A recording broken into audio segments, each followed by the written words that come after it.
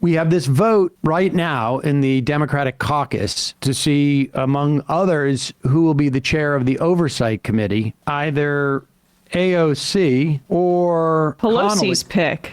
Or Pelosi's pick. New Democrat.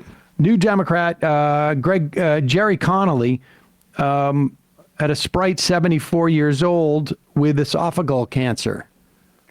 So, and for people that don't know, like, oversight in terms of House committees is probably the most visible. Like, this is the kind of thing where we need a talented communicator who can come out and go after the Republicans. She would just be ranking member, but if the Democrats take back the House in 26, she would be a really effective partisan. And once again... But you think that something like energy and charisma and effective communication with constituents and appealing to the same sort of outsider energy that Donald Trump did, as evidenced by the way that her district voted, you think that has value. And you don't think, obviously, or you do somehow think that someone who is battling esophageal cancer at age 74 may not be able to have the continuity in that role, or frankly, with all due respect, fighting cancer like that is an exhausting thing. The energy because of to effectively serve in that way. That's your problem. We have the result. 131 to 84. Connolly wins. Oh, there you go. To the co-sponsor of PAYGO in 2010. You know what's so fun? What's so fun is that Nancy Pelosi is not the Speaker of the House anymore. She's Speaker Emerita. And now we have a woman who is 84 years old, leaving Congress soon, not in leadership anymore, calling the shots behind the scenes as shadow leader, undercutting Hakeem Jeffries. And I'm sure he's in favor of a lot of this. But still, it's bad optics for leadership to have her operating in this way. 84-year-old Pelosi pushing a 74-year-old man with cancer to undercut the top, probably most popular young politician in this country right now among anybody under 40 with their base.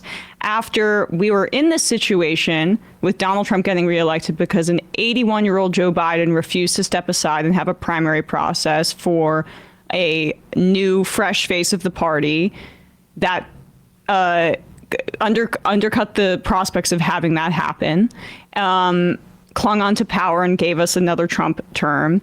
Prior to that, Ruth Bader Ginsburg in her 80s refused to retire under Obama. In 2014 would have been the opportune time to do so. She was, I think, 80 or 81 at that point, to get a new nominee. Then she died while Trump was in office. He immediately appointed Amy Coney Barrett. And 87-year-old Dianne Feinstein at the time was the head of the Senate Judiciary Committee. She had a grand old time in those hearings and did absolutely no pushback on this nominee. And then that cemented a supermajority, essentially, in the Supreme Court of far-right justices. This gerontocratic leadership is literally killing us. It is killing us. It is creating a situation in which we're back with Donald Trump for another 4 years. And then all of the structural things that I just mentioned. This party, what does it stand for other than deferring to seniority? Truly. Donors. This was an enormous opportunity to put her at the forefront and give her actual power within the caucus. I can't believe this. I mean, when you look at I can't believe this. The willingness of the Republican Party to use the energy that Marjorie Taylor Greene presents for them as much of a complete crap show as she is. And the Democratic Party has gone out of its way at every step to kneecap AOC. And at one point she made the determination, it seems to me, that she was going to try and play the inside game. And Because the outside game, frankly, wasn't working either. I mean, we saw what happened when there was there was any type of like strategic or tactical decision that she made. There was just outcry from the left. She was demonized by the right. Justice Democrats wasn't her organization, but it certainly was the organization in which, we were going to be able to grow the squad or squad adjacent Democrats. The left or nominal progressive movement did very little in terms of supporting that and growing that. 2 squad members were taken out by the Democrats, or I should say the DMFI. I mean, it was really Republican money, but the Democrats refused to structure their primaries in any way that would inhibit the ability of other Democrats from getting that money. I mean, so there's very little, it seems to me. I mean, from her perspective, she can be a backbencher and do nothing for years in the House without any type of power base because, I mean, she can be very popular. She can raise a lot of money, but it doesn't seem to matter.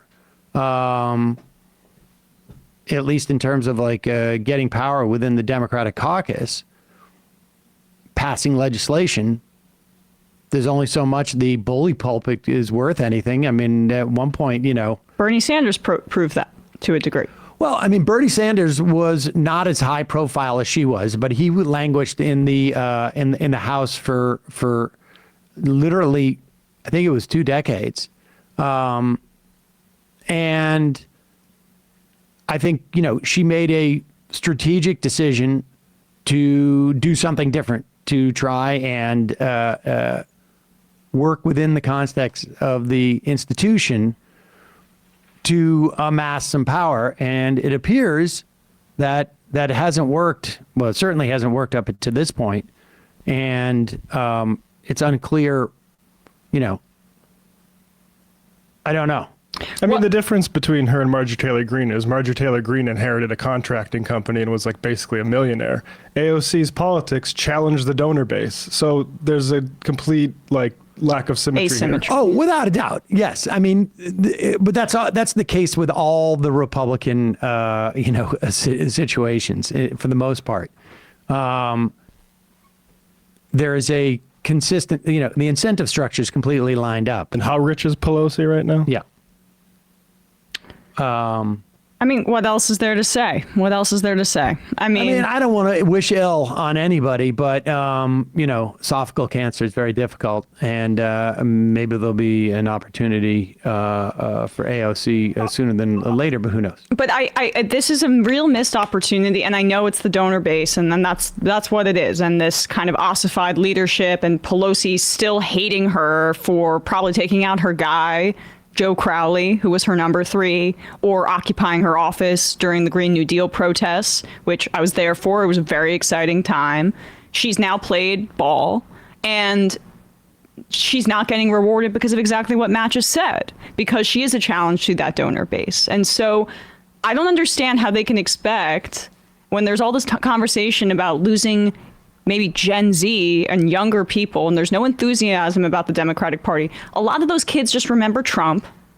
Then they remember Biden, this old guy who couldn't communicate. There's one energetic figure who, by the way, lost a lot less and across the board in New York as a Democrat, and there were many people that voted for her and Donald Trump. For Trump. Voted for Trump.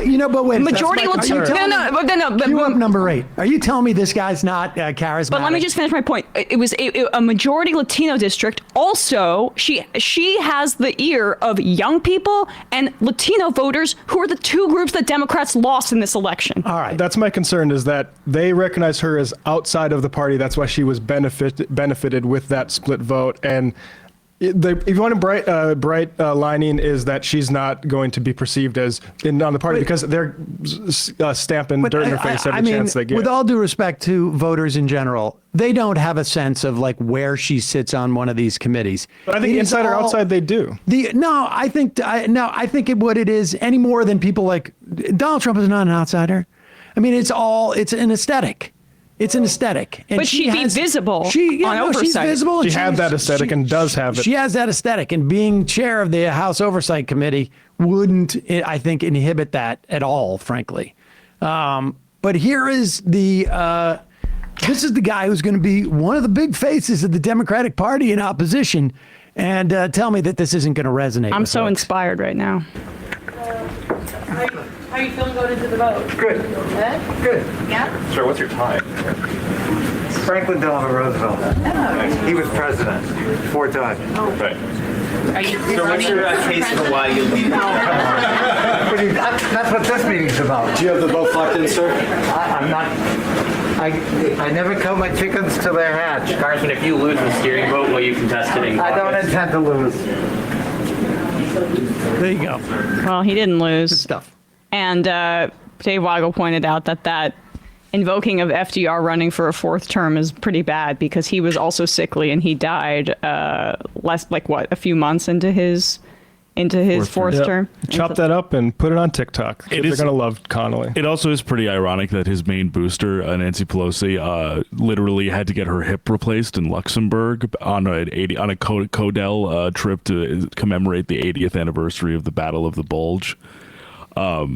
That's what she was doing while kind of pulling the strings to get the 74-year-old man with esophageal cancer over the finish line. Says it all.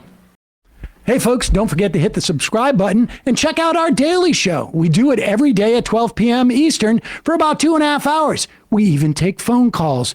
You should check that out.